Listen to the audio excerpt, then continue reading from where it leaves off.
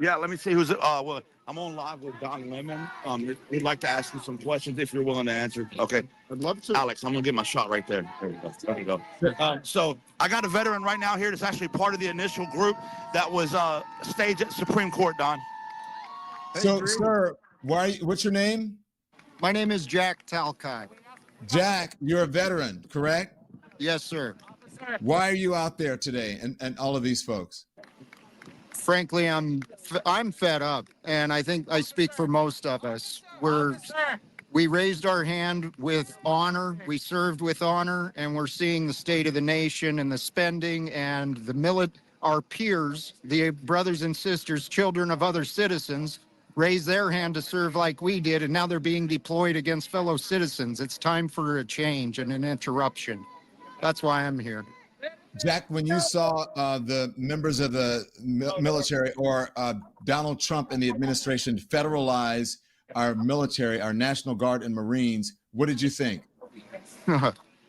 The signs of fascism in this nation are getting to the point where we can no longer deny them. And until we unite together, we will never overcome the fascism. And when I saw the deployment of troops to defend the kidnapping and stealing of innocent members of the communities, we're too divided. We have the state against our freedom, and it's time for our freedom to prevail. Mm-hmm. And Jack, what do you think about this display of, military might and presidential might tomorrow that's going to happen in the Capitol on the heels of what happened in California and then what's happening in the Middle East? They're going to need extra security, and I think it sadly makes us even more of a target. What do you think about what's happening tomorrow? The excessive spending on a military display just for the commander-in-chief's birth date. It's especially coming on the tail of all the federal employees who've been affected and all the people who have been affected by the DOGE and the budget cuts. And now we're just emptying money for a party. It's insane.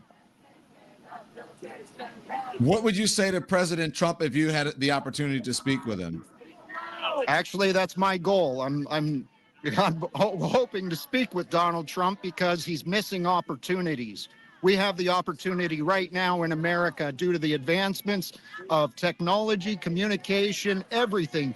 America is poised to lead the rest of the world into peace and immediate reforms, but we've got incompetent people in the administration who don't see the path to peace. That's why we're here, I think. Name names, Jack. Who do you think is incompetent?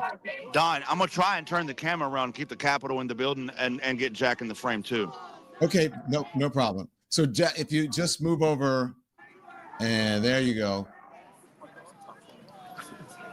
Oh shit! Hang on. There we go. Okay. So Jack, name names. Who do you think is incompetent in the administration? Oh, clearly Donald Trump. He's the boss. He's the one in charge. And when there's poor leadership, there's broken organizations. America is broken because we've got poor leadership. Now, I don't fault the single man. Every single man and woman in Congress who's raised their hand and taken an oath similar to what I did, they are derelict in their duties. They're failing to protect the freedom of innocent men and women who want to live freely. So Donald Trump's at the top of the list. I believe in accountability at the top. What do you think about having Pete Heget as the head of the Defense Department?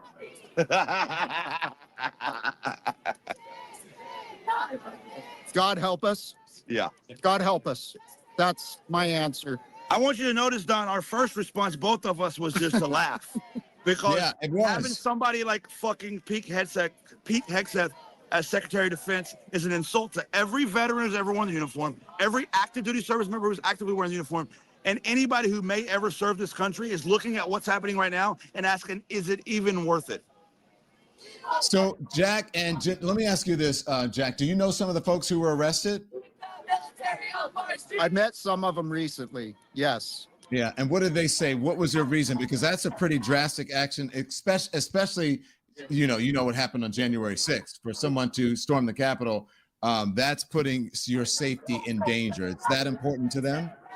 The cause is greater than the individual risk. And men and women who raise their hand to serve, they took that decision a long time ago. So for this, I'm honored and I'm proud to be in this group because there are men and women from all across the nation. They've flown in here just for this event. Right? Men and women, and more than veterans, or you mean veterans across the nation? Say it again, Don. Veterans across the nation, or just civilians as well? I know there's veterans, I know there's family members, and there's civilian supporters, people who are aligned with this cause. It's drawn a great diversity and a great group of people, I think. Yeah. When you spoke to these folks who were going to do it, what did they say to you? Similar to my reasons, mostly the excessive spending, the deployment of military force into our communities. We're at a heaping pile of problems, and we could pick any one of them as far as the reason why we're out here in the rain and people are getting arrested today. But every one of those reasons on its own is enough to be out here, in my opinion. Agreed. And Jolly and Jack, what changes this? You think just the protest? What changes this? Changes what's happening right now in our country. Yeah, what's happening right now in our country, especially this disrespect of the military. Yeah, I'll let Jack answer as well, but I will say this, just going back to what I said earlier, Don, when you've lost the confidence of the veterans of this country, you are on a dark road to nowhere. Amen. Yeah. For myself, I see the answer. I see the problem of our nation, secrets and lies. When secrets and lies are no longer protected by obedient employees, such as these men and women in uniform arresting our veterans, when we no longer have these chains of obedience, and wealth and authority are no longer telling us lies and protecting secrets, keeping secrets from the American people, that's the solution. We set the truth free, my brother. So Jack, when you turn around and you look at that Capitol, what does that Capitol mean to you and the scene to see your fellow veterans, brothers and sisters being arrested? It's a lot of feelings. It's a whole lot of feelings. I actually came to DC last month, recently did the touristy things in the Capitol building, and I was reminded again of why I serve this nation, what America was built upon, the principles of freedom, the principles of value. That's what I want to see in that Capitol, but what I see today is corruption, to be honest. Yeah. And I have to ask you again, what do you think? Is it vote them out? Is it taking drastic measures like these? You said the cause is more important than the individual. I believe the solution is I believe the solution for us is communication. We must be able to communicate, accept, and understand the truth. And I do not believe that we have elected officials in our nation who honor the truth. They honor lobbyists, they honor fiduciary obligations, they honor their bosses.